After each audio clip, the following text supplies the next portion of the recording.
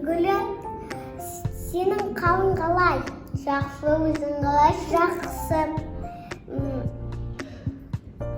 Senin сүйіктің нәрсең қайсы? Мен бие беруді, сөйлес çalуды, сабаққа баруды ұнатам. Ал сен өскенде кім болғың келеді? Мен өскенде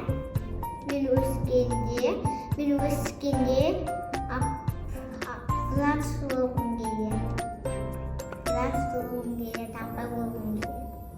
Қандай күшті? Мен өскенде аңшы болғым келеді. Я аңшы болған жақсы. Гүлім, сен үйде не істейсің? Мен үйде мамаға көмектесем. Сосын не істейсің? Сосын мен мамаға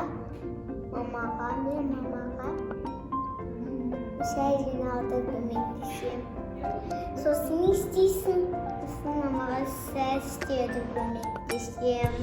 Үй жинауды көмектесем. Сосын не істейсің? Сосын үйде мамаға төсек салуды көмектесем. Жарайсың, Гүлім. Мамаларына көмектесіп жүріңдер.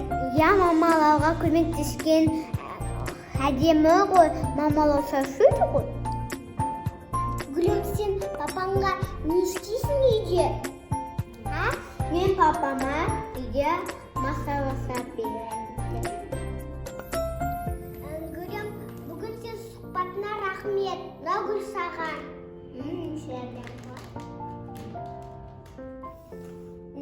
Нағылдың есі қандай күшті. Қансарымда шоколад саған. Рахмет, Гүлім. Пока. Сау болыңдар.